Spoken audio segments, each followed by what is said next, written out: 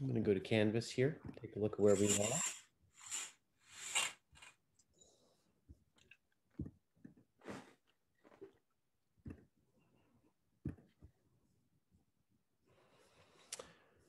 So where are we? We're Module 7. I think this is the midway point in this class. Today I had you guys read from the new Jim Crow, Chapter 5, all of it, and from Chapter 6, pages 285 to 312. I posted the whole chapter of each, but I didn't require you to reach all of Chapter 6. Reading responses right there. People have been good about doing them.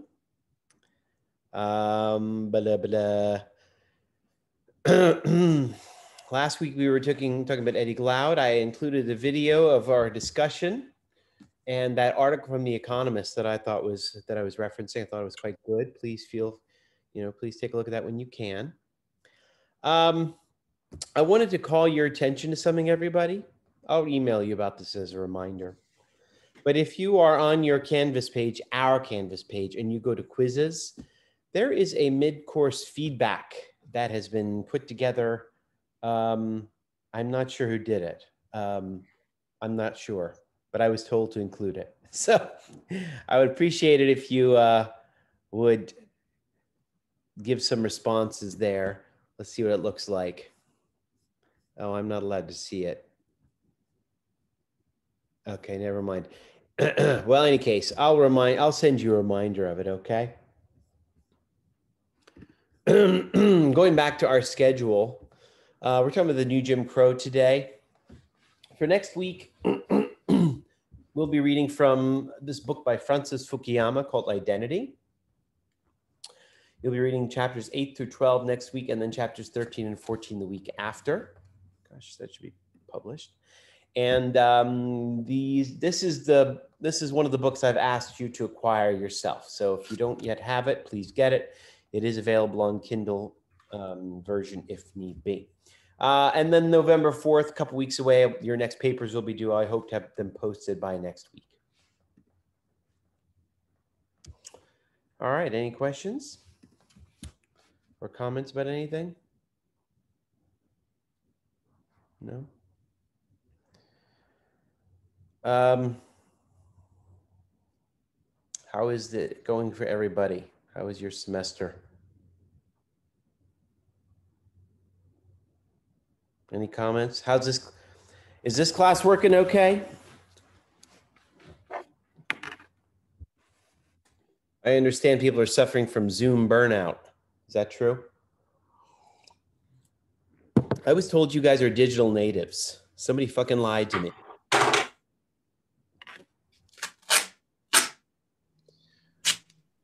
I'm suffering from Donald Trump burnout. Dude, welcome to our world. I know, me too.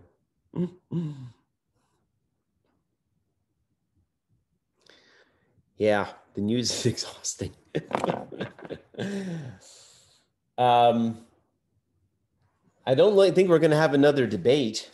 So at least we have that going for us. You don't have to watch a debate.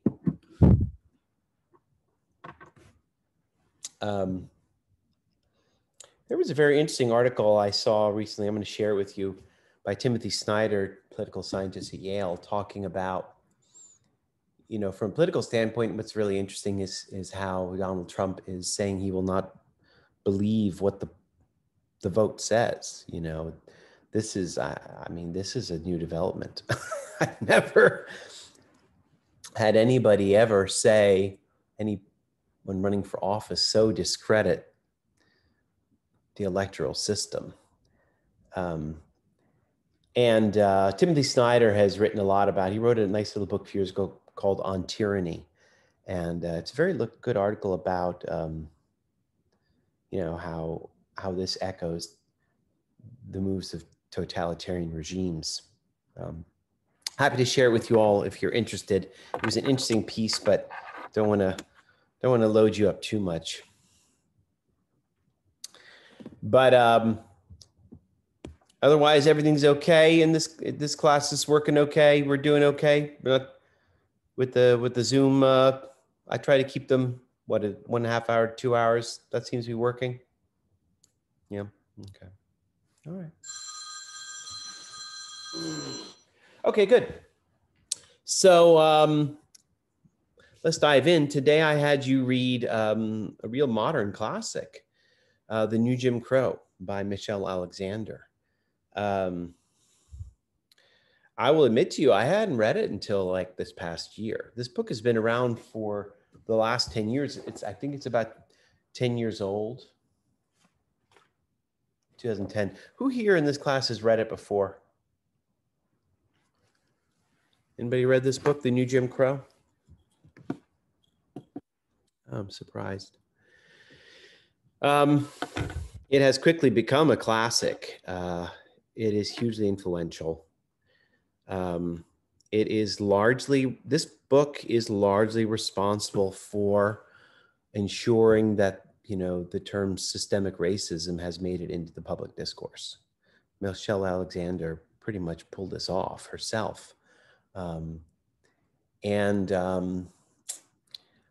known about this book for a long time, and I'd read reviews of it, so I thought I knew what it said. And then I read it closely this past year, and I was really, really impressed. And so I thought that I would add it to our readings because I think it definitely adds some elements that we have not discussed so far. I think it complements what we've read in Eddie Glaude, for example. And she has different concerns about the drug war too, than the Vital book. So anyway, let me turn it over to you guys for a second, see what you all thought. Anybody have anybody initial feedback or comments or questions about anything in the book?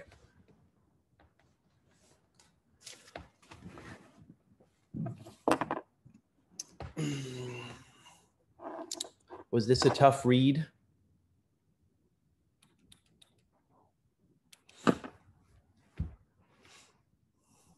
I thought it was fine. I really like the writing style. I believe she's a legal scholar. So sometimes lawyers are trouble. But I think she wrote this for a general audience. Anybody else? Anything stand out to you in the reading? Anything that really maybe caught you by surprise, or that you hadn't really thought much about, that really resonates? Yeah, her this idea that drugs is basically the slide into the system, basically, or the cage, as she described it, of what being institutionalized is. And you could, honestly, it doesn't matter what side of it you're on. You're either on the side of using the drugs or selling them. And it's either way, or being affected by people that use drugs. It just makes me realize how much of an effect drugs have had on communities of color, especially Black people, especially in inner cities. It's almost it's what you call it, systematic racism. It's shit was made to knock some people down. And I don't know, the way she describes it makes me think about it in a more structured way, I guess, in a more legal, law-based way, instead of what I hear or who I'm talking to. It was more elaborate and planned out, and it wasn't just happenstance. Exactly. Yeah, this is not an accident. Yeah. Good. Anybody else? I was thinking of something that just confuses me so much when she was talking about the white victims of the new Jim Crow. It provides the what about argument. So it can't be racist. There's a ton of white people incarcerated too. A ton of white people die at the hands of the police every year. So there's no problem here. Like that sentence doesn't make any sense. Like, why don't they still care? Like, why don't they care about it then, even when white people are being affected?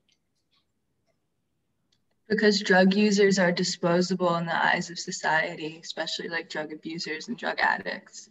And that's, I think, why, like, especially, I mean, I'm sure I'm preaching to like the choir, y'all read this too, but like why minority communities are always the suspect communities, because there is just like even more focus on trying to label like minority communities as disposable because they don't have money necessarily, because they've been like forced into this like systemic issue. But yeah.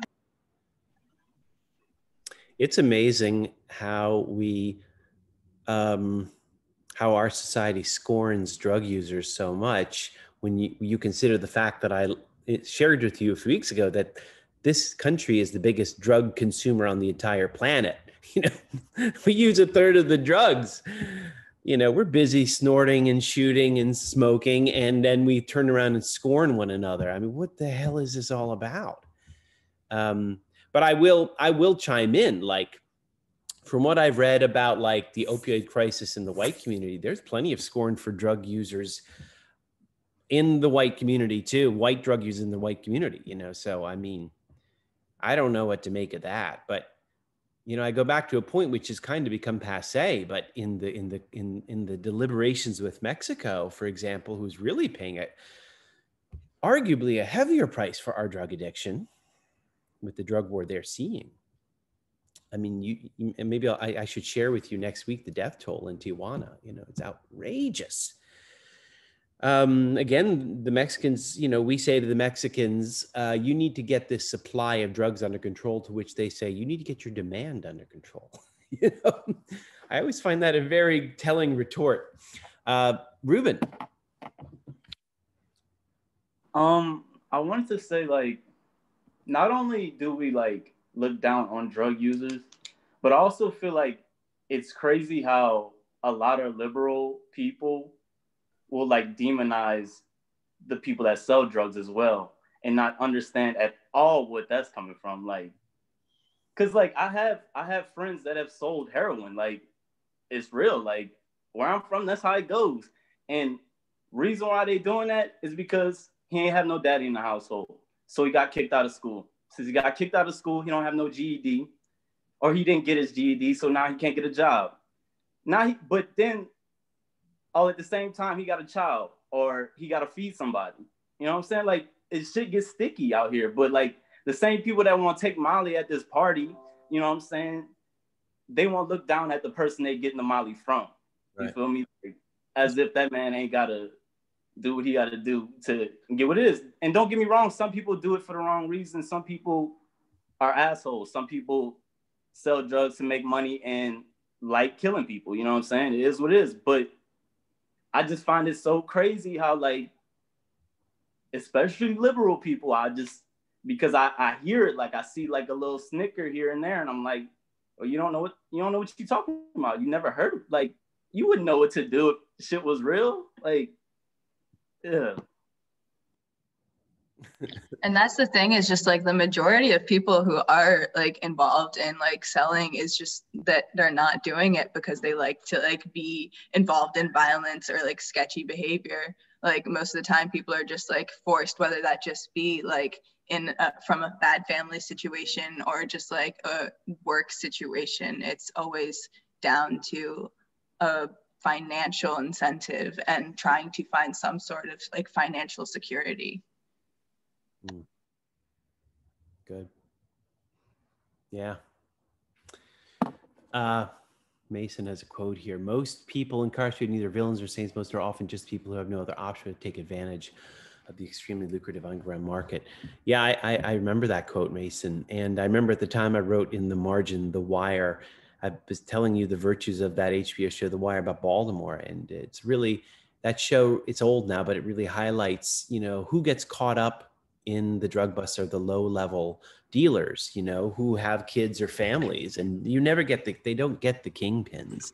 So it's an endless game.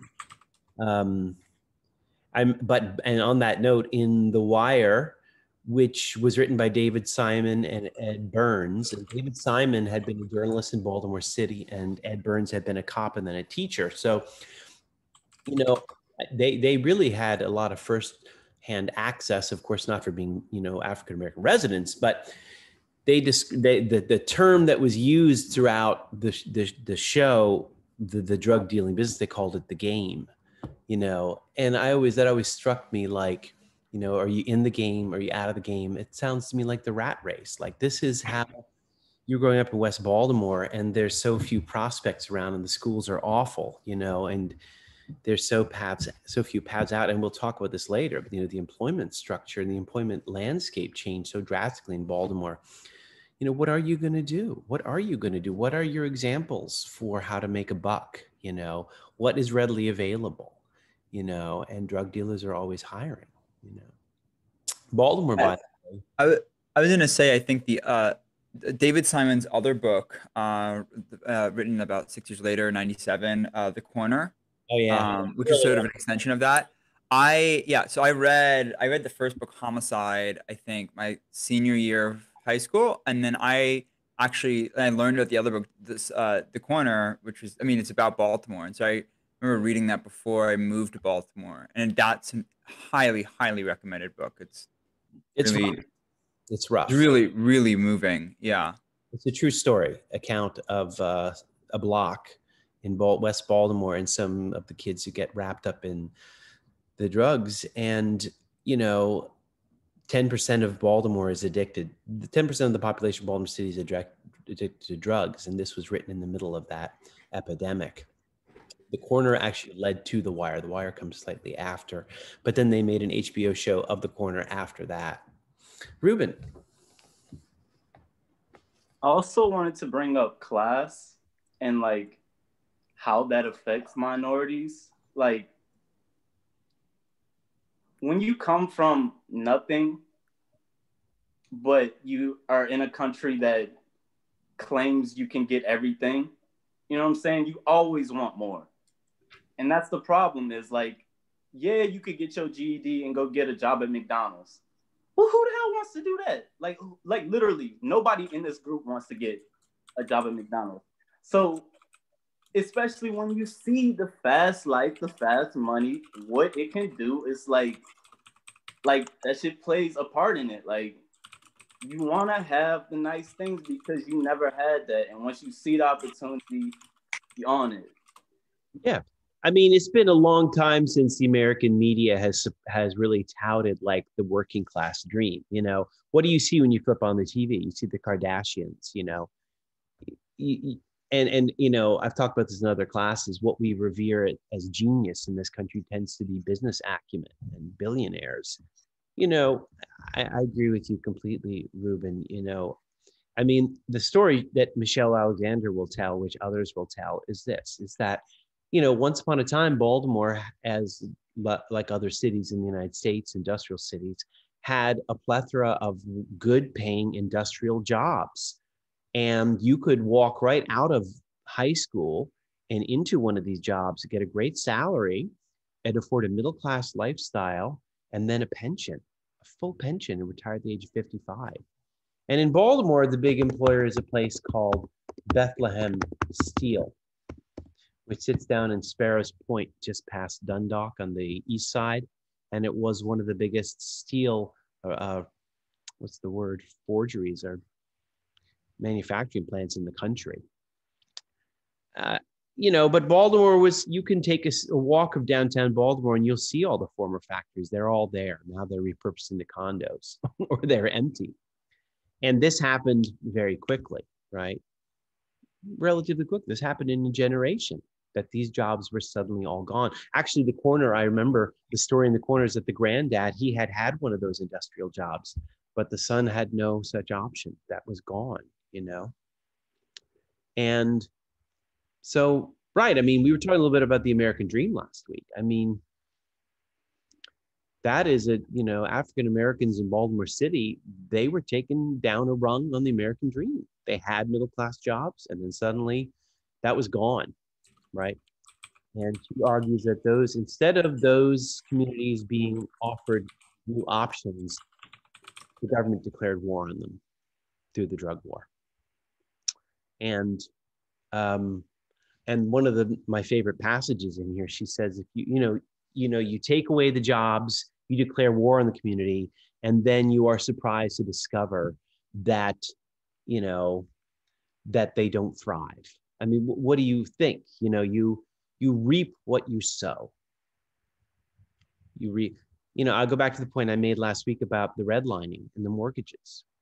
Until the 1960s, banks did not allow African Americans to have mortgages. And now we're surprised at the endemic poverty in African American communities. How the hell are we surprised? But this is a self-fulfilling prophecy. When you make sure that certain things happen to a community, they will turn out a certain way. But it was not inevitable. It did not have to be this way, but this is the way that it has turned out. Sorry, I'm babbling. I do like to talk about Baltimore as a case in point. If we were all at MICA, this would be a lot more potent. Could point outside the window at all the things we're talking about.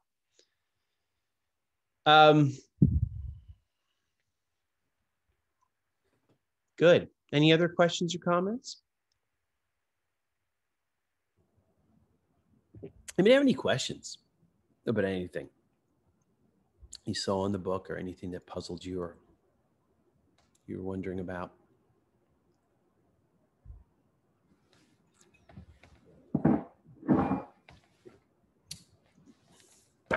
Well, I want to start somewhere near the beginning of your reading with a quote, and then lead that into a discussion. This is page 224 in the text.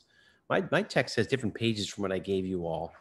So on page 224, she lays out the scene, right? About this is the landscape. More African American adults are under correctional control today in prison, in jail, on probation and parole than were enslaved in 1850.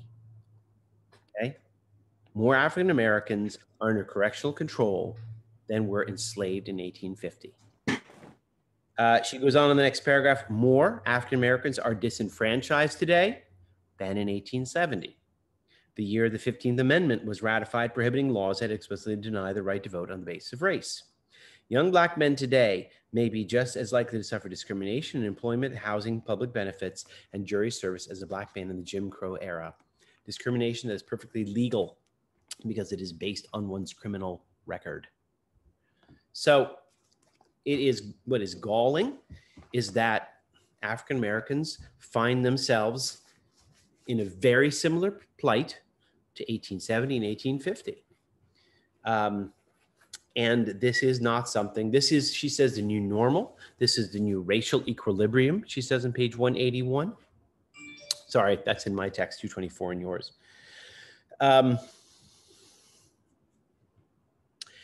And I'm going to start with this question. We have kind of approached this from one vantage point, but I thought maybe we would attack it again from a different vantage point, which is, this is pretty stunning. I often tell students this, and I don't really have a follow-up because I'm like, these statistics kind of speak for themselves. That, the United States has the biggest imprisoned population on earth. And that's not as a proportion, right? That's as a brute number. That's kind of outrageous. I'm not going to name names, but there are countries out there, I'm a little surprised. I kind of thought they had more prisoners than us. Nope. Nope, we do. The oldest democracy, the biggest democracy, and the richest country in the planet. We have the most people in prison. And they are African American by disproportionately by a long shot. And we believe we live in a post-civil rights era, or in an era where the civil rights battles have been won. Why does she think most Americans find it easy to live with this, to accept this, to deny it? What do you think?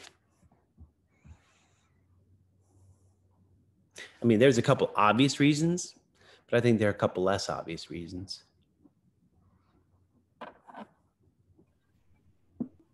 For me, and I'm trying to remember. All my readings are getting mixed up, so I'm not sure how relevant this is, or this is from something from another class, to be honest. But when we're talking about like one of the things that she brings up, the big one was like the dogma of colorblindness. And how like that kind of like approaching the problem through a lens of colorblindness is attractive because it means that you don't actually have to you don't have to recognize systemic racism like at all if you don't want to. And I think like it kind of goes back to this idea of the American ego. If America as a whole actually went and realized how bad things were instead of maintaining this racial equilibrium, it would be a massive blow because America likes to think of ourselves as like, again, like we're the oldest, greatest democracy in the world. We are exceptional. So we don't like think about how many prisoners we have or how many of them are African American. Thank you. Awesome. I appreciate that, Mason. Right. Color blindness. That's a very important point for her. Before we move on, I was wondering, I'm going to take advantage of something I normally would never do if we were meeting in class, but since you're all looking at computers, I want somebody to research for me. I want to know, what is the unemployment rate in America? And what is the unemployment rate if you take in, there are two unemployment rates in America, right? There's one official unemployment rate, and there's the unemployment rate if you take into account people in prison. They're two different rates, and you don't usually see the one with people in prison. David Simon quoted that. I brought him to Micah 10 years ago, and he quoted it. So if anybody finds it, that'd be awesome. Hey, Laurel, did you want to say something? You had your hand up. No, I did that by accident. Sorry. No worries. Ruben. I'm gonna go for like the deeper, darker link. The thing people don't want to talk about is that America's literally built off the downfall of Black people. And because of that, American culture has constantly been pushed by the plight and downfall of Black people. Like, and then what we don't talk about is that American culture is world culture. The way European people think about Black people is the reason they think the things about Black people is because of what they saw in America. It's because of what Americans taught them. You know what I'm saying? Like, if I was to go to Japan right now and go to a chicken restaurant, I'm gonna see blackface. Like, I'm like dead ass. Or like, if I walk outside, I got tattoos, all that, somebody's gonna think I'm a rapper. Like, and that's because the plight and like, it's literally, it's just so dark. But like, when, like the whole Megan Thee Stallion, Tory Lanez thing that just happened, like,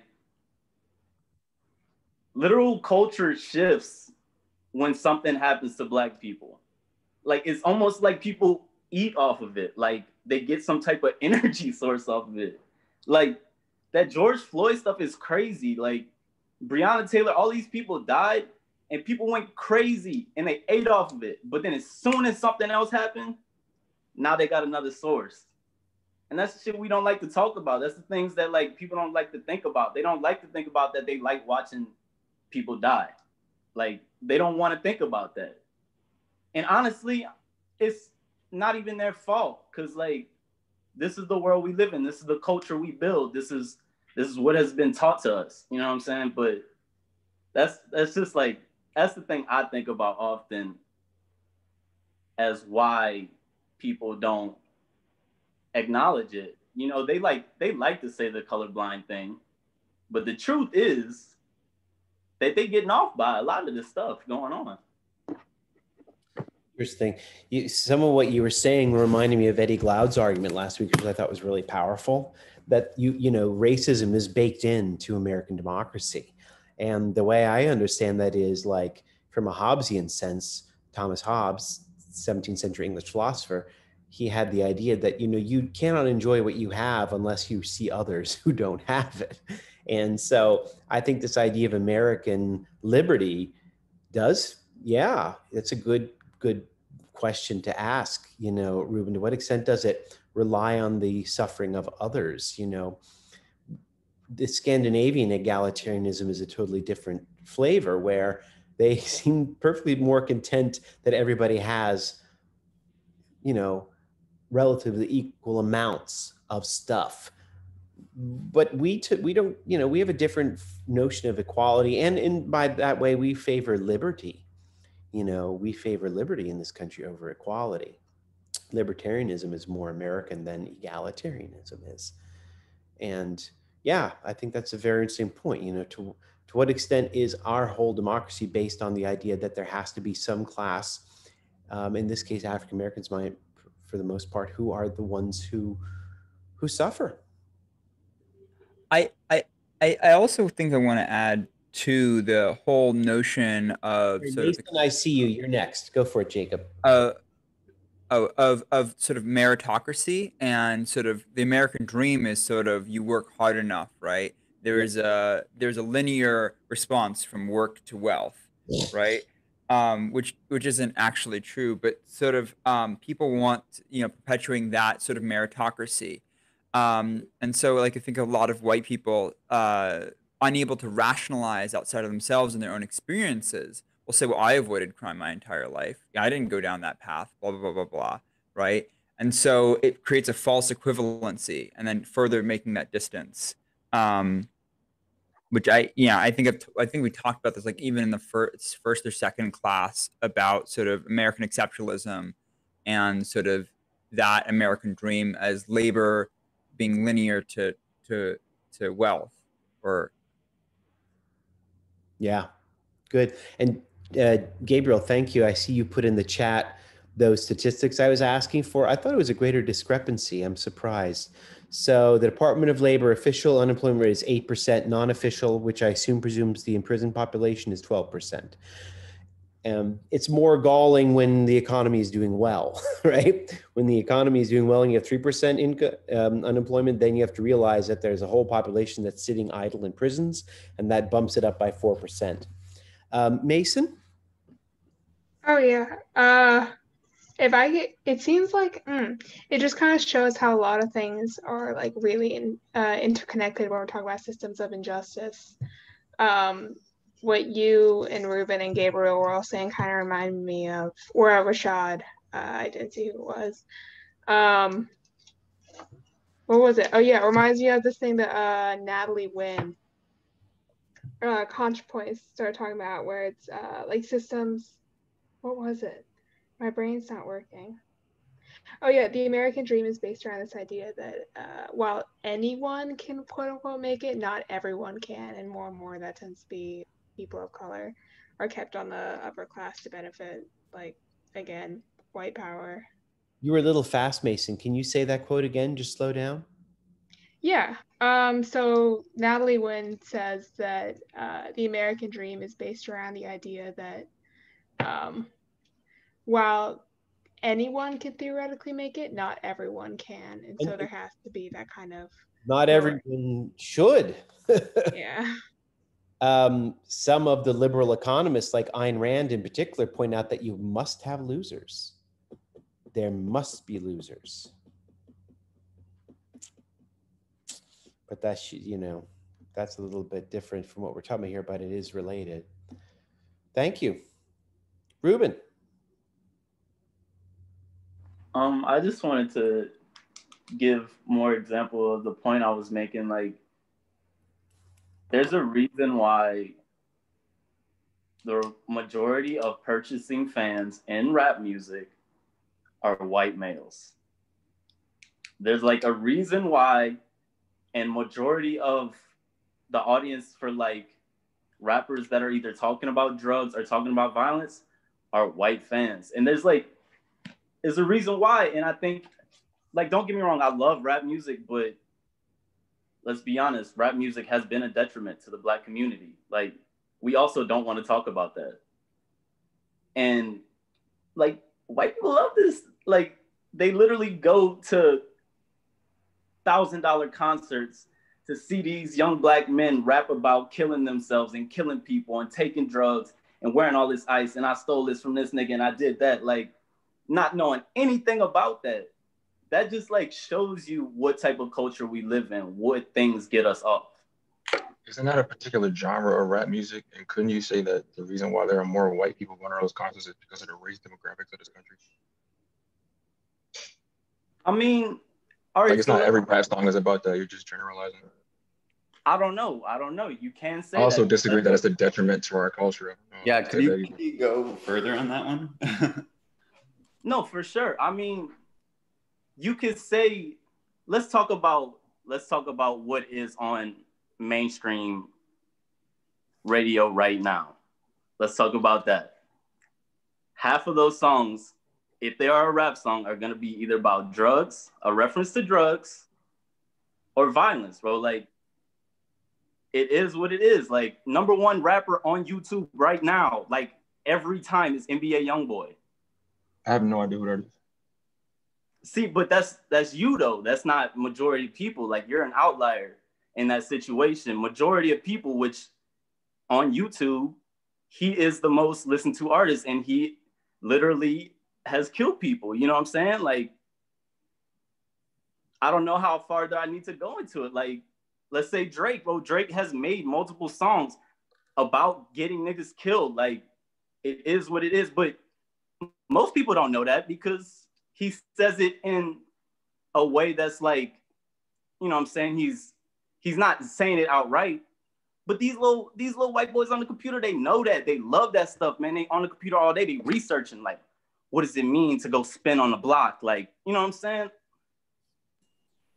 I see where the contention is, that it's spectacle. It's like, it's almost like it is performance, but it's based off this like very like it's weird. It is weird. But what about like the aspect of like when these like white boys like go into the computer and then search up all these things? Don't you think some of them get radicalized in some way or another, or is it just?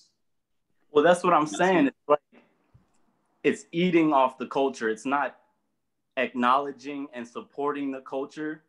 It's getting what you want out of it and being like, nah, get that out of here. You know what I'm saying? Like, because they don't understand what is coming from. That's that neoliberal thing of like trying so hard to be something you're not and force.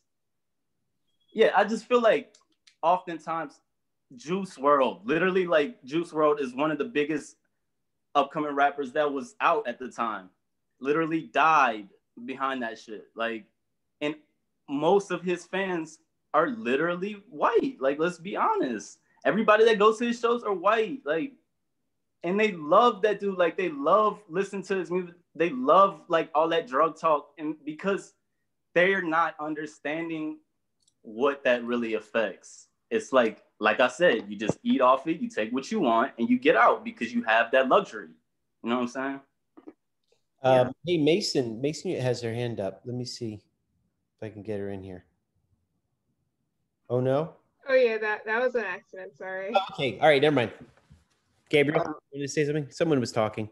Hey, Yeah, I was thinking about, I think like the example that Ruben was like bringing up was the fact that a lot of people like to live vicariously through Black people and Black culture. Like, it's like the term everyone wants to be Black until it's like actually time to be Black.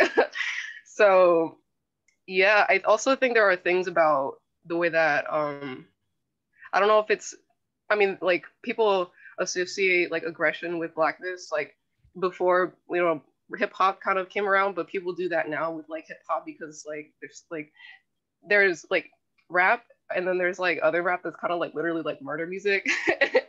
And I think that's where people like try to live vicariously through like Black culture. But I also do see the side that like demographically there's clearly more white people. So clearly it's going to be like a significant like white fan base. But I do believe that like a lot of white people are big fans. Like that's why there's people that are really white people that are really big fans of hip hop and like Black culture, but are simultaneously racist. But like, I don't know. That's just something.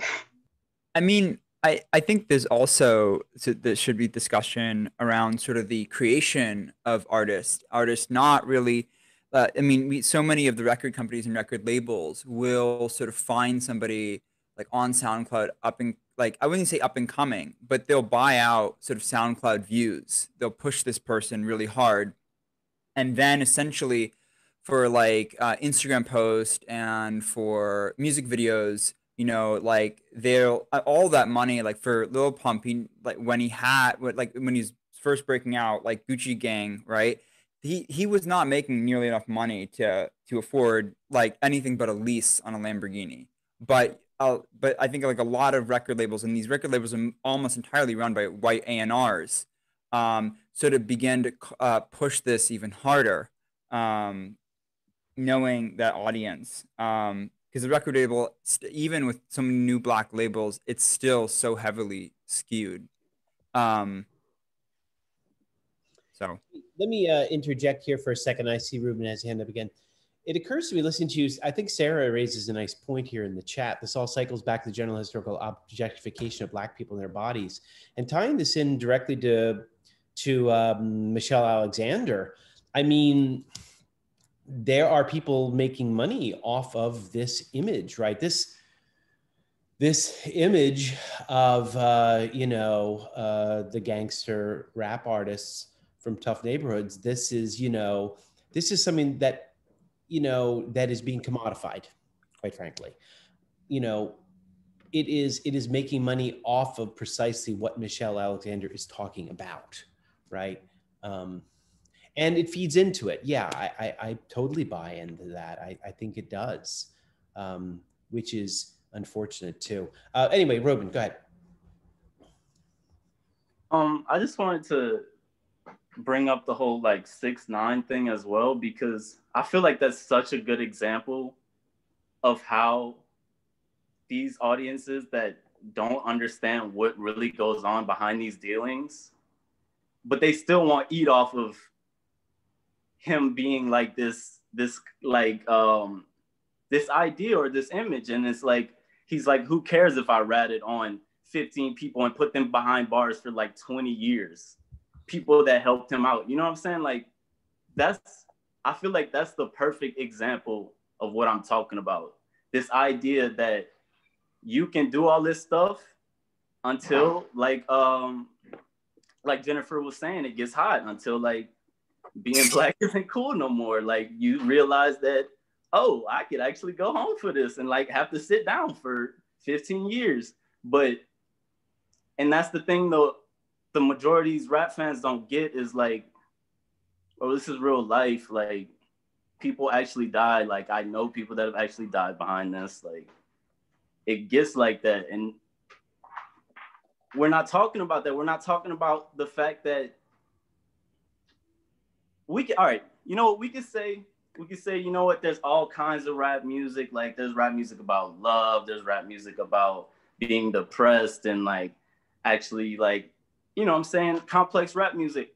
But we have to be honest. Rap music and the drug wars are tied together. Like, the first people that started rapping were tied to drug culture. Like, let's talk about that. These dudes like Big Daddy Kane and all that, like, them dudes weren't no regular chumps, boy. They were on the block. Like, why do you think they had cars like that? Like, we can say whatever rap music is across the board, but we have to be honest. These things are linked, and they're linked for a reason. Is it because those people were like doing drugs and happened to be rappers, or do you have to be in that to automatically be a rapper? I think there's a difference, because there's not like I was saying, like, not all rappers about that. Like, there are plenty of rappers who are not into that kind of stuff.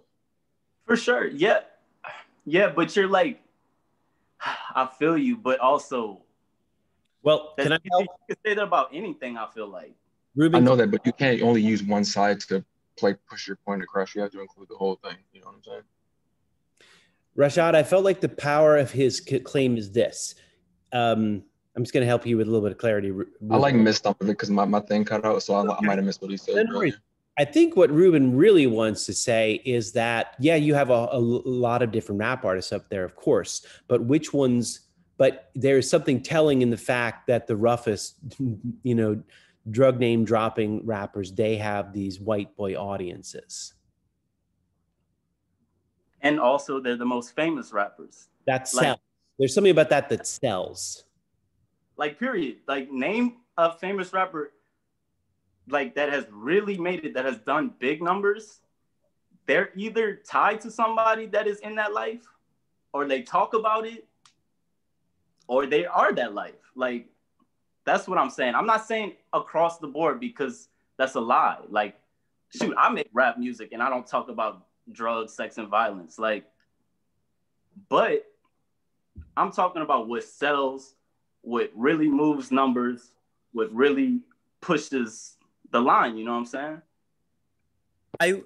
I wonder though, like the only person I'm just sort of asking out, like I know that at least like JPEG Mafia has somebody who like consistently like includes in his lyrics like sort of the real, like, not necessarily the realization, but the call out of sort of the white boy audience in his crowds, right? Are there other rappers who do that as well? Because he's very explicit and very critical of that, and is like very aware. Like, are you asking, are there other rappers that are critical about their white audience?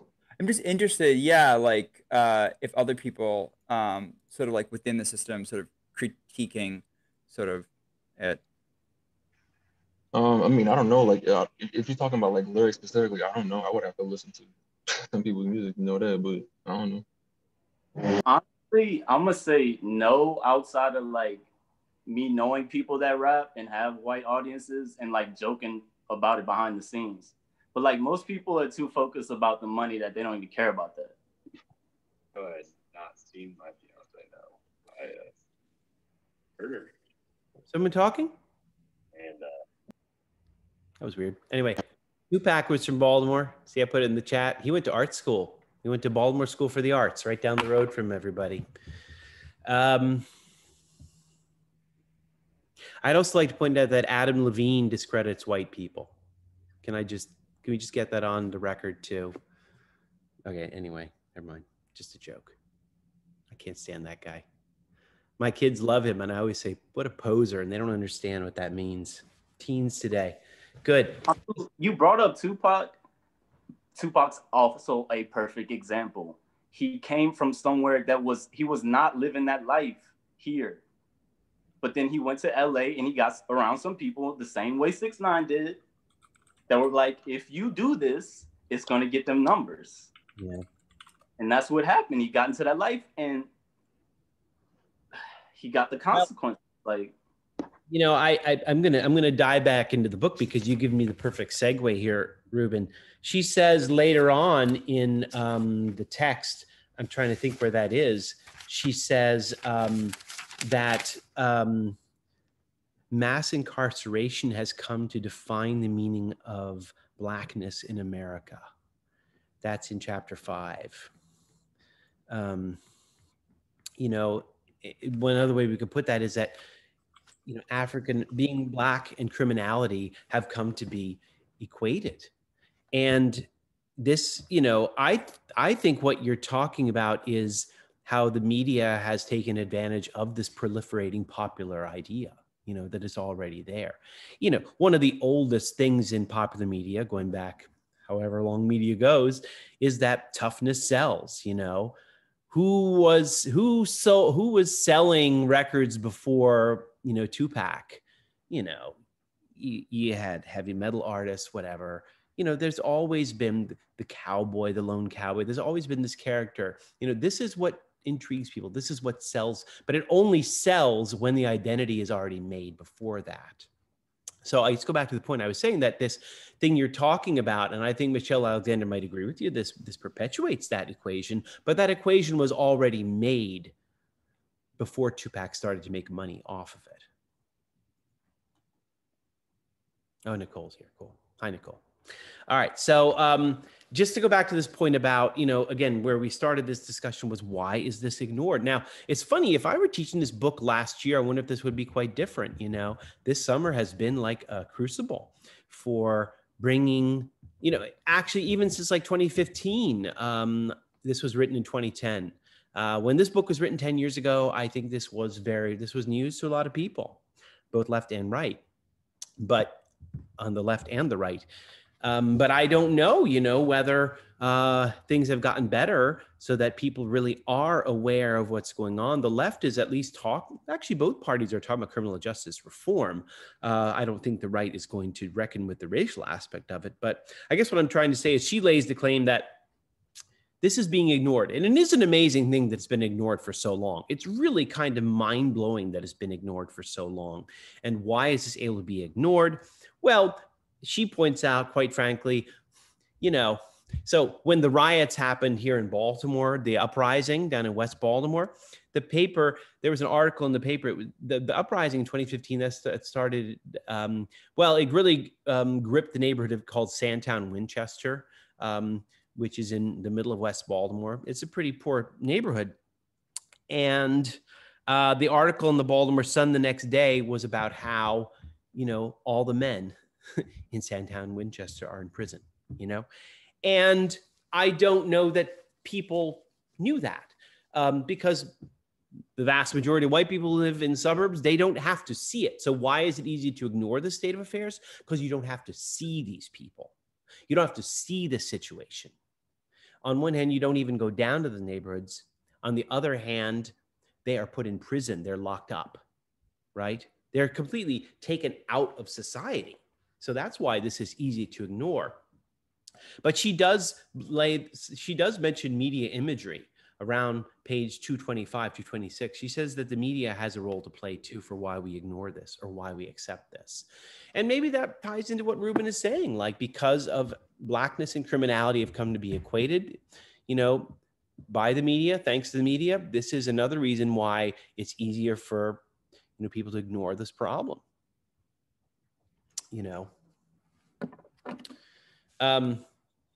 Moving into another major claim she makes is that, the other thing that she notices here is that people really don't understand racism anymore.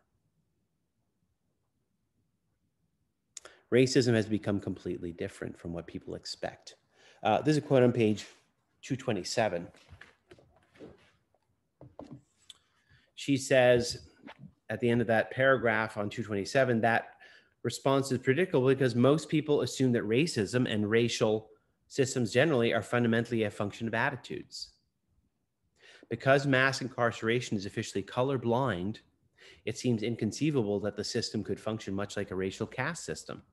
The widespread and mistaken belief that racial animus is necessary for the creation and maintenance of racialized systems of social control is the most important reason that we, as a nation, have remained in deep denial. We remain in deep denial about the problem because we do not reckon, until maybe recently, maybe now, maybe things have changed, you'll tell me this, but her diagnosis is we do not recognize this, white people don't see it as racism because they think that for racism, as she puts it, has to involve an attitude, has to involve animus. Animus is another word for hatred, right? And if you don't see that hatred, you don't see that animus, is not really racism. So I wonder what you all think about that. Is that still the case? Ruben. Honestly, I love that quote a lot because I also want to add to it. I feel like we like to talk about racial identity and racial issues and racial politics in an ideal world. We like to talk about it as if it's not going on everywhere. That's why I might be generalizing, but also I'm like, why does it matter if it's not going on everywhere? It's happening somewhere. You know what I'm saying? That's the type of thing I think is missing. It's like people want to be like, well, if it's not happening near me, if I don't see it, if my people don't see it, then it's not happening and it don't matter. But the problem is it's happening. You know what I'm saying? We're not living in the ideal world. We're living up in a terrible place. That's what I'm trying to get across. There's not everybody subscribes to these certain things, but a lot of people do. And it's a problem and we need to attack it. But we're too busy worrying about the fact that we're too busy trying to play in this ideal world. I don't know. I'm just. You're mad. I got it. Good. Anybody else want to weigh in? Racial animus. That's what people look for. That's what people expect. And that's vanished. I think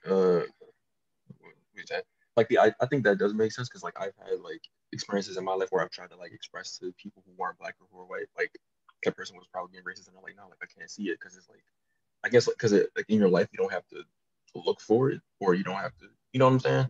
Because it's like it doesn't happen to you. Like if you're white, you're not going to be discriminated by other white people.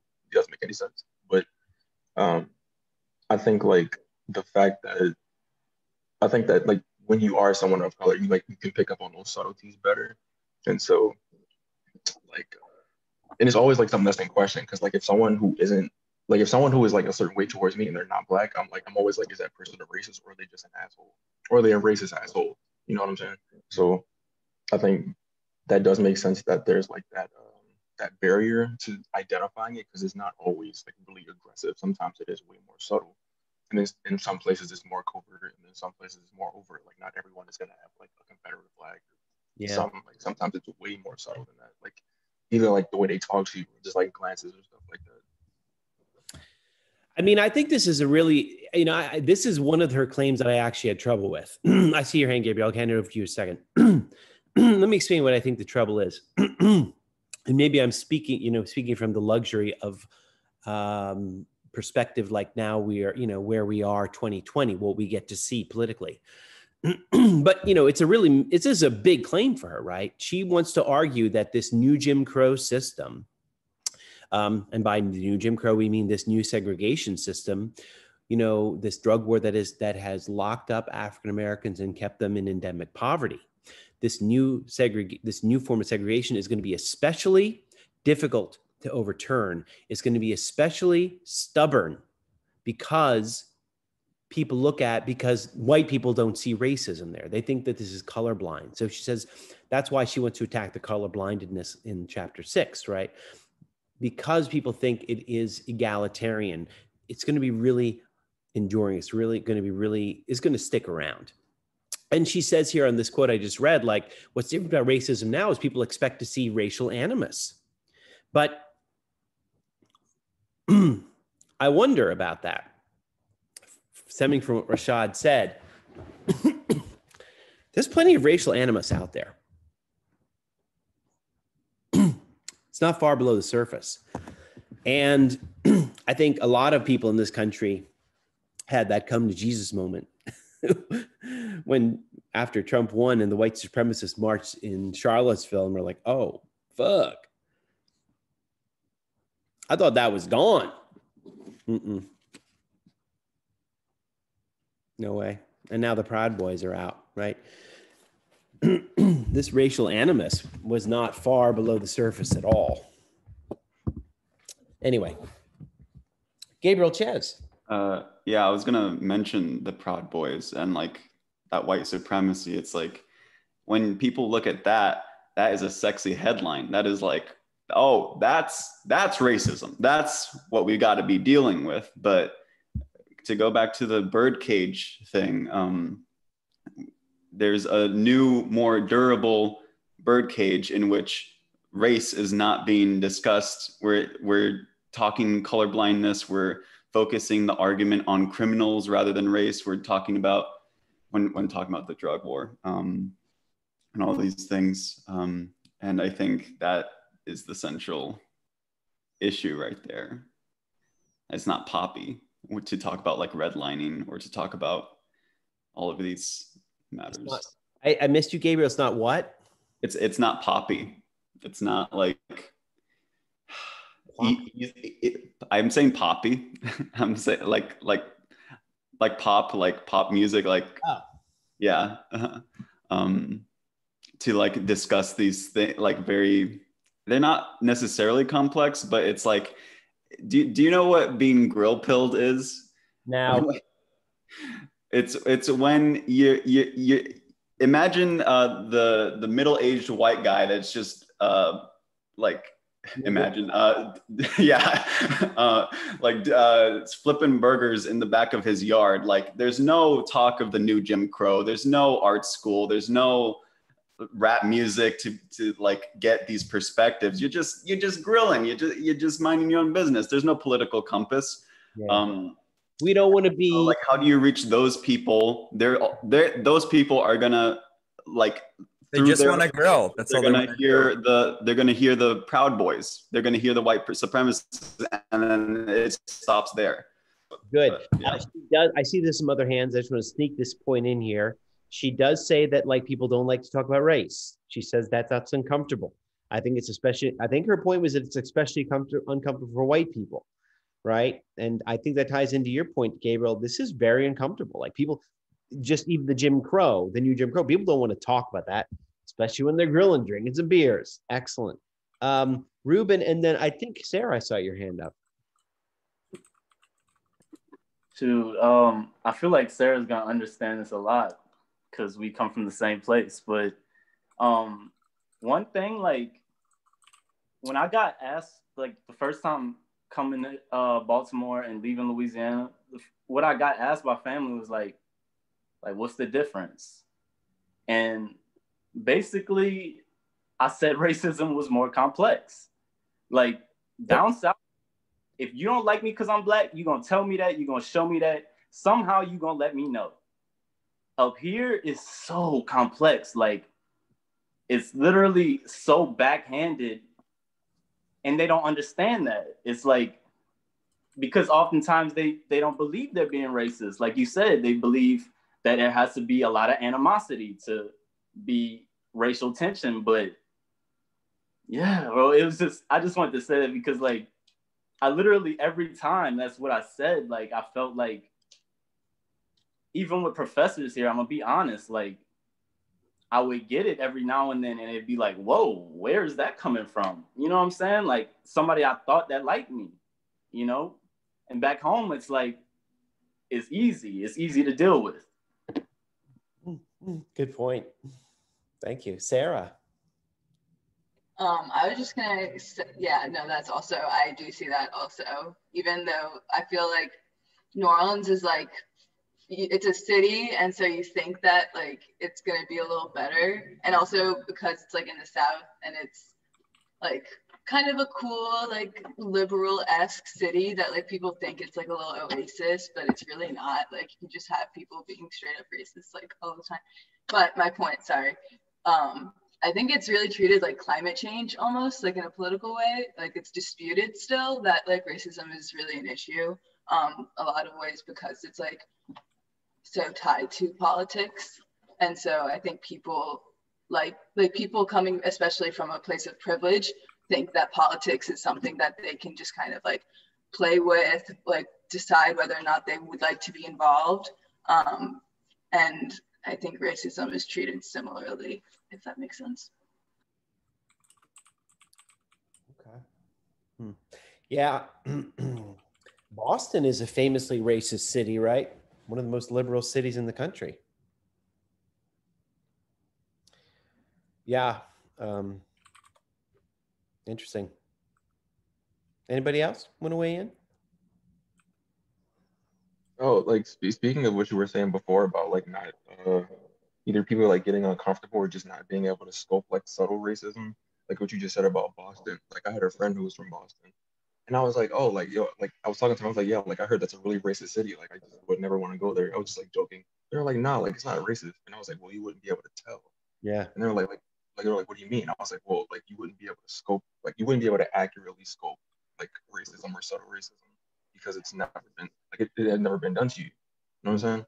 And so, and yeah, I do agree. Like people do really uncomfortable, like when you bring it up, like race issues, or even if you like joke about it. Like some people get so uncomfortable, like they just don't want to talk about it. And then what you were saying before, like to people who are not affected by systemic racism, to them it wouldn't matter. You know what I'm saying? So like if you were to ask them like, is it a big issue? They'd be like, no, because it doesn't affect them. Yeah. You know what I'm saying? Yeah, that was all I'd say. I don't even know. I mean, this is, we're going to talk a little bit a few weeks from now about cancel culture because there's some rumblings going on, and I don't even know if I'm talking about it right. you know, but I need you guys to tell me, like, if I'm doing it right, you know. I don't know. It's a tough topic, but I think it has to be talked about. I'm sorry. I just don't think there's any other way. And I guess people will always screw up, you know, but it's got to be addressed. Ruben, do you have your hand up again? Jesus Christ. Yes. No, it makes me boil. I'm sorry. Because, like, I literally had a professor at Micah, a white male professor. I'm not going to name names because that's not my style. Like, I actually addressed it with him, but he, like, literally tried to argue me down because I made a American flag sculpture just because I wanted to. Like, literally, I just did it because I thought it looked cool and I wanted to do it. And he literally was trying to argue me down, telling me that it was some type of, like, political piece, or it had to be, like, because I'm Black. Like, he was basically saying that. And I swear, it was my critique, and I felt like I was looking around like, why is nobody else noticing this? And there you go. That's what it is. A lot of people don't catch that stuff. They don't understand what he was actually saying. You know, he's hiding it behind this, oh, it's an idea, you know, but he was actually forcing it upon me, and I didn't want that to be the idea, you know? Interesting. You can tell me whose name is later, personally. I'm moving on. I'm going to put this name in. I'm going to put this. I feel like it's my job to make sure that I highlight what I think are her major points. So I'm just going to keep going. Feel free to chime in at any point, you know. If your blood is boiling like the Rubens, just go for it. You know, the other thing about what else is also novel or, you know, important about her argument is that we have a caste system and that African Americans are an underclass. And the reason I think this is important is because not only are they disproportionately represented in prison populations, but this is something we have not talked at all about, but the correctional system, everybody, it goes far beyond the prison. And this is a big problem, okay? She tells us here in chapter 5, she talks about how the law enforcement system is structured to lock African Americans into a subordinate position. And her reasons are, you know, 1, police prey on minority communities. We have exhausted that one. Number 2, defendants are denied meaningful legal representation. Okay. And are pressured to plead guilty. Okay. I'm just going to give a little bit of context on that. And I see Sarah has her hand up. When I was in college, I went to Boston College, typical upper middle class Catholic place. I remember I had to go to court because I was serving underage people at a party. And I went to court and the day in court, it was all these other white boys from my college. And me and my friends, we were stupid. We decided we were going to represent ourselves and we fucking paid the price. But all the other guys had hired lawyers. You know, the kind of legal representation you have or can have makes a huge difference. One of my best friends, you know, about 10, 15 years ago, she moved out of the country. She was a public defender in Baltimore City. If you are low income and you are caught on a drug crime, you will be assigned a public defender. Let me tell you, her load was outrageous, her workload. You just will not get, you cannot get the same kind of representation, right? This feeds into her point that, you know, this is one of her biggest points, Michelle Alexander. It's not Black people who are doing the drugs. It's not only Black people who are selling the drugs. White people are too. The difference is that some are going to prison and some are paying the price and others are not, right? Middle-class white people, they get good representation. They don't get overworked public defenders who are working their butts off. But Jesus Christ, it's hard, right? And then the last point she makes here on page 231, she talks about the period of invisible punishment. And this is when you are released from prison, felons are effectively second-class citizens at this point. She points out how in Chicago it's so hard to get a job because of licensing for various professions, licensing rules for various professions. They will not hire felons. We're dealing right now in the middle of this election, we're dealing with arguments about felons voting rights all over the country. Florida, they passed a law. They passed a bill 2 years ago where they said felons can now have their voting rights restored. And the Republican State House of Representatives in Florida imposed fines on felons. They have to pay off certain fines if they want to vote. And she points out in this book that that's effectively a poll tax. In the old days, when they wanted to block Black people from voting, they would impose a poll tax, right? This is a new kind of poll tax. Sarah. Just I was going to comment when mentioning public defenders in New Orleans, that's a huge issue, is that people are literally, especially Black people, minorities, getting arrested for ridiculous, like minuscule drug charges and not getting literally any representation, like not even public defenders, because the city is so underfunded that people are just going to court without like their constitutional right to for someone to defend them. And it's like one thing to be like have even 5 minutes or 10 minutes with someone who has like 200 other cases on their plate, but then to be literally just like refused any sort of insight is just so like clearly constitutionally corrupt that it's absurd. And it's like talked about on the news, and yet like you talk about it and you put it in a headline, but still there's no like action being made towards like getting people representation. Well, there are. Oh, you're talking about legal representation. Okay. Is that because, I was just going to say quickly, is that because the way that they set it up, right, is that they say like, okay, you can go to court now, or you can be in holding cell for like 7 months? Because that's normally the way they can, yeah, okay. I will say this, I used to teach a lot about the death penalty, which is not really in the news much anymore. And I don't think she talks about the death penalty as much either, because the death penalty in the United States has really gone down. I think most states don't even have it anymore. But many states in the last 10, 15 years, they got rid of it. And Maryland got rid of it, and Illinois got rid of it, specifically because of the overrepresentation, the vast overrepresentation of African Americans on death row, which is to say that most of the people on death row were African American.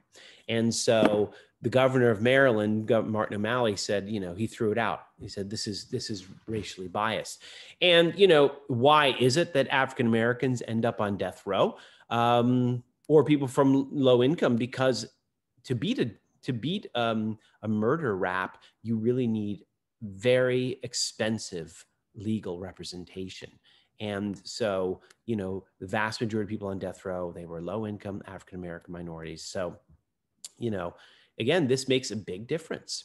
But on page 231 is where she talks about this period of invisible punishment. I just want to put that on your radar. They can be felons. They can be denied employment, housing, education, and public benefits. And then on 235 is where she talks about what happened in the city of Chicago. She says, by the way, this is just a stunning statistic about Chicago. Middle of that paragraph on 235. She says, from the Chicago region alone, the number of those annually sent to prison for drug crimes increased 2,000%. Between 1985 and 2005. 20 years, 2,000% increase, and no one said what the hell is going on? That figure, of course, does not include the thousands who avoid prison but are arrested, convicted, and sentenced to jail or probation. They too have criminal records that will follow them for life. More than 70% of all criminal cases in the Chicago area involve a Class D felony drug possession. The next paragraph, she says, in Chicago, as in most cities around the country, ex-offenders are banned or severely restricted from employment in a large number of professions, job categories, and fields by professional licensing statutes, rules, and practices that discriminate against potential employees with felony records. So that's stigmatization right there. And that then becomes a burden on a community, right? How do you shake that off? There is a very interesting passage in here where she talks about how white criminals are viewed, or white felons are viewed very different from black felons. This ties into what we were talking about at the very beginning, like how it's so much easier. Society finds it easier to forgive white felons than black felons, right? And I think she even referenced a study that pointed out that white felons, they get jobs, you know. Ruben. Yeah, I think a lot of things she's getting at is like how much of a slippery slope it is.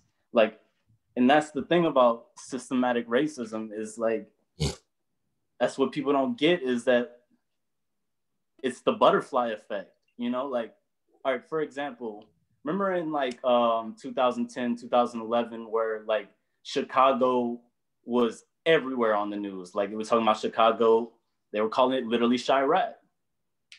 Now, the reason why that gang war popped off was because of rap music. Like a lot of people don't know that. There was a dude named Lil Jojo that put out a song called BDK. And I'm not gonna explain that because like a lot of people don't need to know what that is, but like, that's the thing. Like people don't want to talk about this stuff, bro. And then because of what happened in Chicago, Chief Keef blew up off of that. Now, black men, young black men in cities all over America see this and say, well, shoot, if they are busting heads, killing people and rapping about it, and they can make money off of it, we gonna do it too. Now, drill rap, which is what Jennifer called murder music, that is one of the biggest genres in rap music right now. Like that's the slippery slope. It's like the institutional racism causes the reaction and it causes these problems. It's like systemic racism causes the everyday racism, causes the everyday problems that Black people go through. Yeah. Anybody else? I think Spike Lee made a movie called Chirac. I don't know how you're supposed to pronounce it. Well, you remember in like the last book of the last reading, how they were saying that like white drug users are viewed as victims while Black drug users are viewed as criminals. So I think it's part of that like brainwashing and criminalization that has been going on, where, for example, a white shooter at a school, he's just a kid that got bullied and had mental problems. So it's that like victimization versus criminalization that is like settled into the unconscious of like the masses by all this propaganda that has been criminalizing communities of colors for years. Yeah. Yeah, it reminds me of her quote where she says that African Americans are made criminals in the society. They're made criminals. Exactly. It's like this brainwashing that these communities are more troublesome by like nature or something like that, that helps people into believing that they are more deserving of punishment, that a white kid like is just not in its nature to do bad, when all evidence has pointed out that like that doesn't make any sense. Yeah. Let me highlight this one quote here, and then I see there's another hand up. On page 268, this is another one of her really major arguments, and you kind of like walked right into it, Nicole. So I wanted to highlight it. You know, there's a big difference between, so I told you the story about when I was in college with these other middle class white guys, and, you know, we were relatively well treated by the police. But you know, if I'd been African American, that likely would not have been the case. And her point is that African Americans are made criminals because of the way they are treated for criminal behavior that, wait for it, everybody does. Everybody is engaged in criminal behavior in some cases. We just happen to make choices about which criminal behavior we're going to punish and how. And this is what she says on page 268. Indeed, most of us break the law, not once, but repeatedly throughout our lives. Yet only some of us will be arrested, charged, convicted of a crime, branded a criminal or felon, and ushered into a permanent undercaste. Who becomes a social pariah and excommunicated from civil society, and who trots off to college bears scant relationship to the morality of crimes committed. Who is more blameworthy, the young black kid who hustles? This is what Ruben was saying earlier. The young black kid who hustles on the street corner selling weed to help his mama pay the rent, or the college kid who deals drugs out of his dorm room so he'll have cash to finance his spring break? That was me once upon a time. Who should we fear? The kid in the hood who joined a gang and now carries a gun for security, or the suburban high school student who has a drinking problem but keeps getting behind the wheel? I hope you paid attention to that passage where she talks about the legal history of drunk driving punishment versus crack. That was a really important discussion. There's a quote that it's funny because my grandpa always says it. It's just funny that my grandpa has a quote that talks about prostitution that he always says. And it's basically like, what is worse, those who sin for money or those who pay for sin? That is essentially the same thing as like the dorm thing and rent thing. Yeah. That like, there's people who are doing these things out of necessity, and then there's the people who are paying to do these things for caprice. And it is those who like need it and have no other outlets or options to get out of the situations that they're in, that end up being doomed to them because they're punished and criminalized for trying to get out of them. So it's like every time they try to get back up, they get kicked back down. And it's always easier to punish the poor because they don't have the resources to mount a fierce fight. Yeah. Ruben.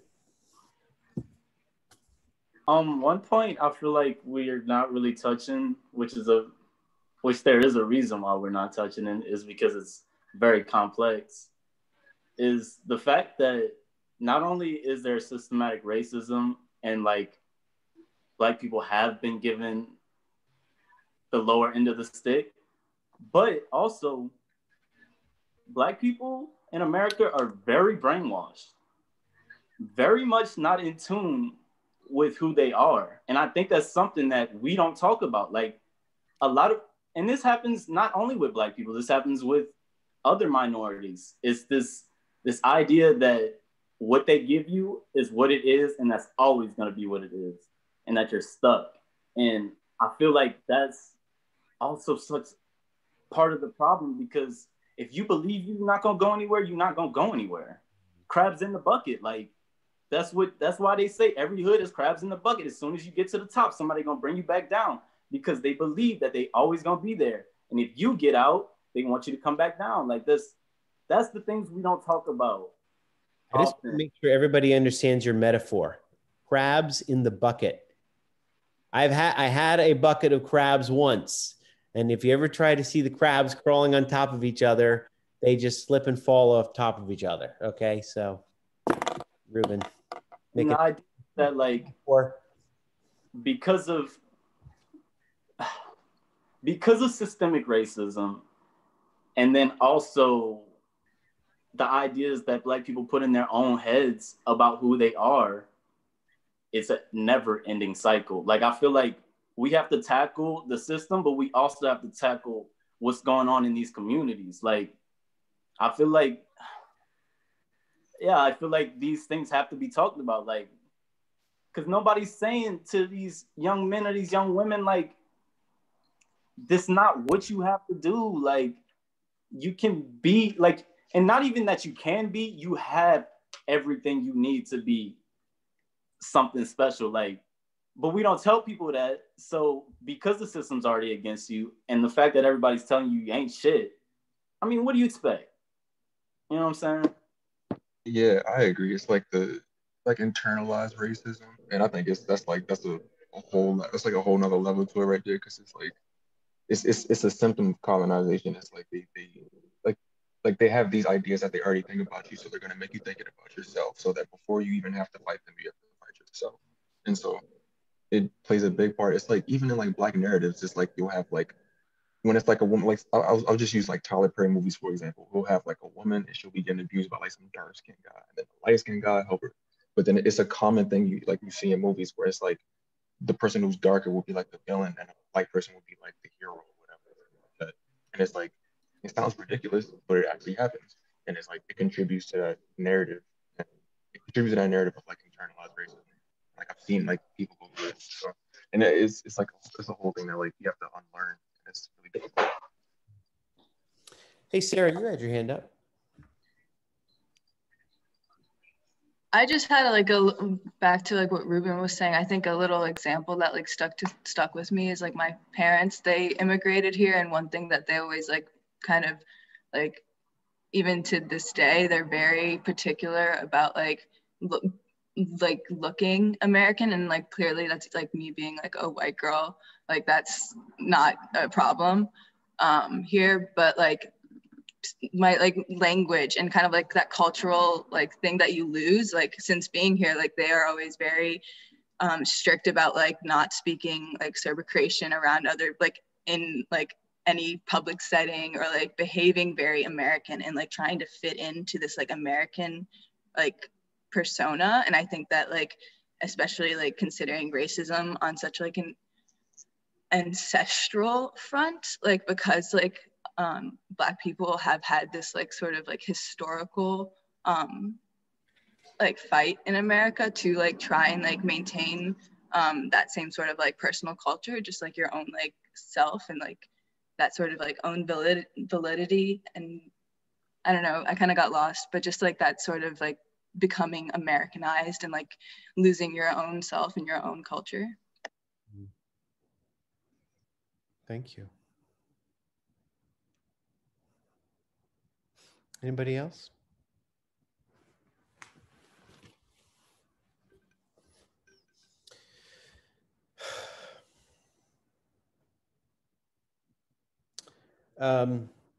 Good. We have a few more minutes, so I'm just going to pull some more things out here. I think I'm going to move to the next chapter. She had a couple things that I thought were really kind of, these were very important points. And I think this point probably is very important as we move into Francis Fukuyama and the discussion of identity. In, I believe this is chapter 6, just want to make sure, yeah. She attacks this idea of color blindness. She says, you know, there are plenty, I mean, her argument is a little bit the inverse of Glaude, right? Eddie Glaude says, you know, if we want to create values, if we want to change values, we have to change policies first to perpetuate those values and substantiate them. And she says, you know, no, we have to, I forget how she puts it. We have to go for the consensus on race. There's this, I can't find it now exactly, but she wants to attack this idea. She says we got to dispense with this notion of color blindness first. And because this is what she thinks is really disabling. Here's a quote on page 299 for you all about what she has in mind. Then we can pull this apart. She says, the deeply flawed nature of color blindness as a governing principle is evidenced by the fact that the public consensus supporting, that's the word, public consensus. She wants to change public consensus. So the deeply flawed nature of color blindness as a governing principle is evidenced by the fact that the public consensus supporting mass incarceration is officially colorblind. It is the color blindness that supports this system. It purports to see Black and brown men not as Black and brown, but simply as men, raceless men, who have failed miserably to play by the rules the rest of us follow quite naturally. The fact that so many Black and brown men are rounded up for drug crimes that go largely ignored when committed by whites is unseen. Our collective color blindness prevents us from seeing this basic fact. We need to recognize the racism. We need to see the racism. I am hardly a scholar on the topic, but I think, you know, this summer now, I don't know if you guys are familiar with the work of a guy by the name of Ibram X. Kendi. I can't remember if I included an article with him. He has written a book whose name escapes me, but he is a synonymous with this new field called anti-racism, where he essentially argues that it's not enough not to be a racist. You have to be an anti-racist. And he lays out in his book how to do that. So, you know, we can't, and the argument now is, don't try and ignore the racism. Don't try and pretend that it isn't there. Don't even, you know, just presume that the intentions are good and let it skate by. Call it out. Call it out. And identify it. And work against it, right? It has to be, the racism has to be seen. And this is a 180-degree turn from where, you know, how this country has been operating the last 30 years, which is, she talks about how Martin Luther King's words were interpreted wrongly in her view, right? Where Martin Luther King talks, I believe in his 1963 speech, you know, where he talks about little white kids and black kids and brown kids and yellow kids holding hands, right? She says that the common perception is that he is anticipating or pointing the way to a society where that is post-race. And she argues that was actually not what he was trying to say. That is an unreasonable goal. That's an unattainable goal and dangerous. You know, that's the point now with regards to Jim Crow. So dispense with that kind of idealism. Dispense with that kind of idealism and understand that is racism first that is underpinning everything here. And that's how you have to attack this system. And I think the last thing I want to touch on here is her really spicy words on affirmative action. This was a little bit rough. It's, you know, affirmative action is not viewed well, right? This is where a lot of white people say this is reverse racism, right? Even, you know, and she says on page, this is like page 301, 302, she says that affirmative action has functioned more like a racial bribe than a tool of racial justice. That is harsh, everybody. By the way, for the benefit of our international students here, affirmative action, it is in the, I put in the chat what it is. Basically, I don't know where that title comes from, but it is the idea that, you know, that I believe the official legal premise is that if you're an employer, for example, and you're faced with two candidates of equal credentials, but one is African-American and one is white, you should give the job to the African-American. I believe that's it. Roughly. So that's a law? That's the legal articulation. The Supreme Court has really eroded affirmative action. I mean, many states have gotten rid of it altogether, especially in like college. You know, there were a lot of fireworks when it came to college admissions, like the state of Texas, the state of Michigan. And they got rid of it, and the Supreme Court upheld that. Clarence Thomas, for example, is very anti-affirmative action. So liberals get upset because he's a beneficiary of it. Is it good or bad? Well, she thinks it's a racial bribe. And the reason she thinks, I see your hand up. Let me just finish this point and hand it off to you. The reason she thinks it's a racial bribe is, what have we gotten for affirmative action? We've gotten Clarence Thomas, maybe Obama, I don't know. Like a couple African Americans have been able to rise to the top thanks to affirmative action, thanks to these opportunities.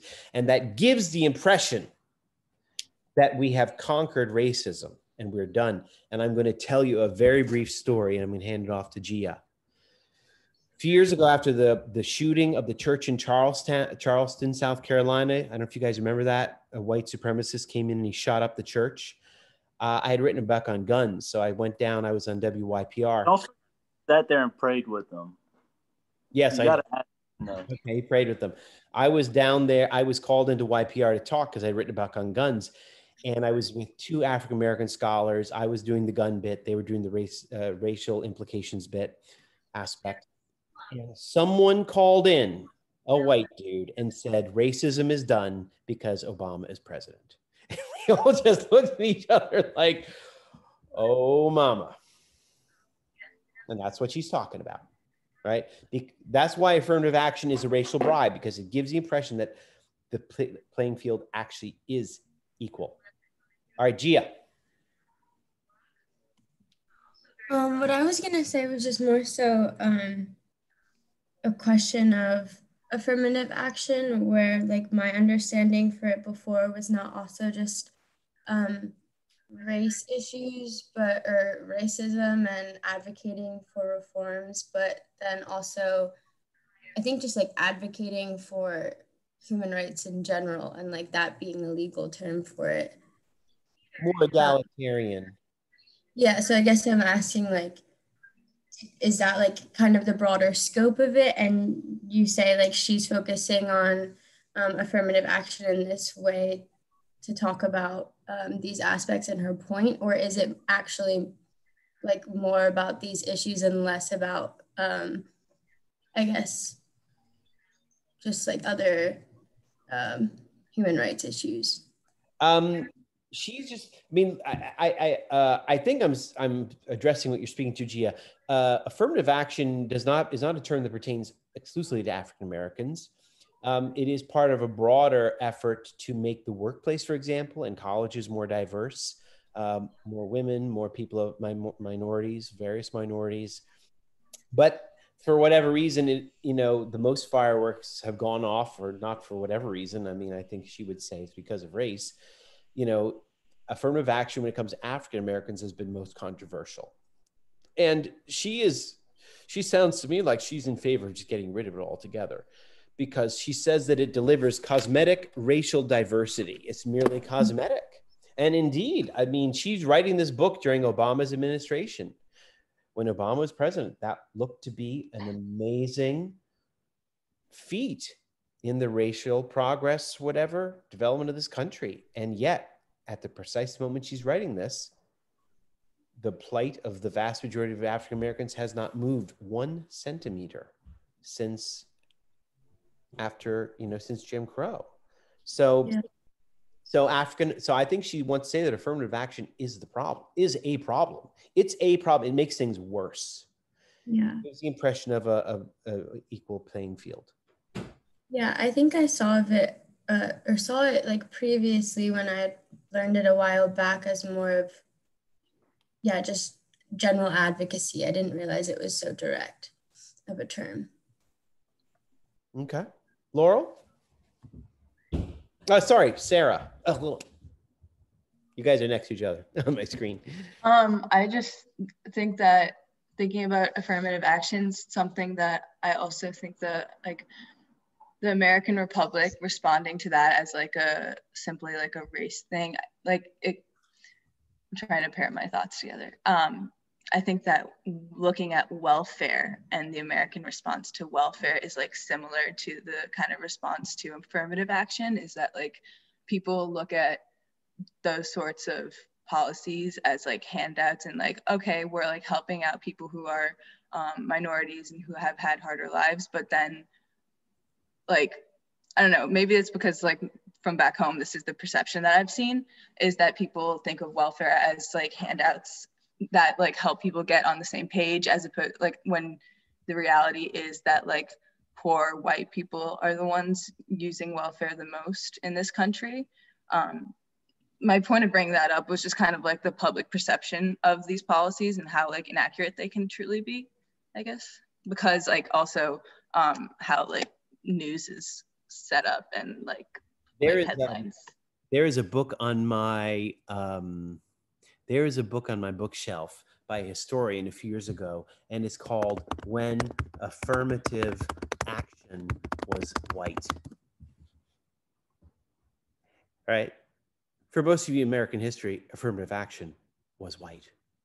In other words, when you were faced with two candidates of equal merit, You gave it to the white guy. White people routinely got ahead thanks to the government handouts. We saw this with the GI Bill after World War II. You know, so, I mean, it is, I understand what you're saying about affirmative action, but it is galling to also see the way it has suffered this kind of critique, you know. Any case. That just popped in my head. Yeah, that's why I don't know if I completely agree with her on the fact that it needs to be thrown away. I feel like the problem is the perception of it, and that's why it hasn't been able to do what it needs to do.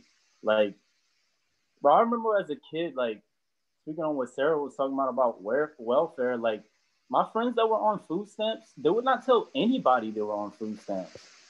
Because people are gonna make jokes. Like, people are gonna be like, oh, your parents poor, like, your mama don't work, she just be having y'all eat up them food stamps, like, or like saying some shit about government cheese. You know what I'm saying? Like, I feel like that is more of a problem than affirmative action itself.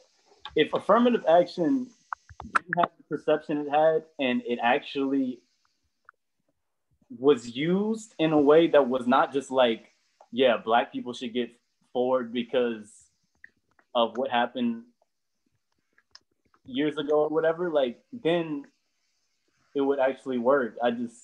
It's that problem that it's like, and it's crazy because some people just don't want to give up that power. It's like they don't want to let anybody get on their level. All right, hang on. Let me tell you what really pisses me off. So I was behind a truck the other day. I often get angry behind trucks because their bumper stickers are going to set me off. And this mofo had a bumper sticker. It said, "The American dream is not a handout." The American dream is not a handout. I wanted, in my Prius, I wanted to drive him off the road. And I wanted to tell him a couple things. I put them in the chat here. If you're a white middle-class dude, you get mortgage interest deduction on your homes. You get agricultural subsidies that keep your food prices low. You get oil subsidies. We are all getting handouts. That's the American way. The other thing that really stuck in my craw reading this book, did you notice how many people are going to be put out of work when the prison industrial complex is gone? You know, she was pointing out how many people are employed by the government and private firms as well in this complex, keeping all these people in prison, right? All these prison guards, all these lawyers. These are jobs that are created by the government, okay? So give me a break with the handout. We're all getting handouts, just various degrees, and some are advertised more than others, okay? Yes, Tesla, sure, absolutely. Yeah. Anything else? Sorry, I had another thing there, but I kind of lost it.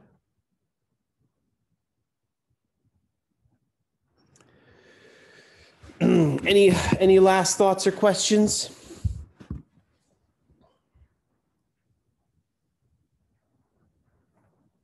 For some reason, I just thought about this kind of like on topic, off topic, thinking about like how prisons, like so many people rely on them. Like one of the big, like in Louisiana, Angola, like Louisiana State Penitentiary, like so many, that whole town, like the people all work there. But then also my mind went to like every single year they have this like big ass rodeo where like prisoners are like in the rodeo as like people go to like watch that like as entertainment, and like it's this whole like funding thing, and I just think that's like very apt for this conversation. I just remember what the other thing is. Thank you, Sarah. That yeah, Angola is, for those of you who don't know, Angola is one of the most notorious prisons in the country. It's just like, it's very well known and off for all bad reasons.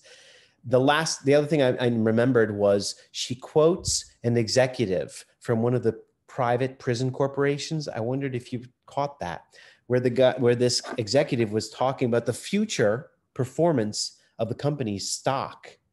And he says basically, or she, I think it was a woman, she says basically, our stock performance is contingent on tough crime laws. If there's criminal justice reform, our stock price will go down. Well, guess what? They're going to be lobbying everybody, right? So, anybody else?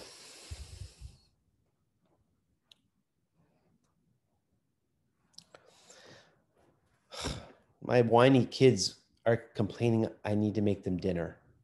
So, whatever. Yeah. Sarah, do you want to say something else? Oh no, I was just saying so bye. Oh yeah. I do have one thing I want to tell you all. Did you see, I emailed you, I'm on the radio tomorrow if you're interested, on Baltimore radio.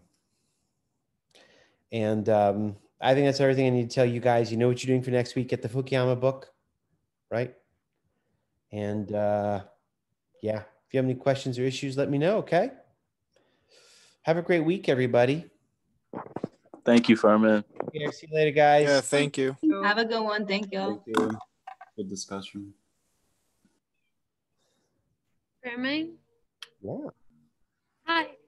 I just wanted to let you know or remind you that I started remember the trip I'm telling you about?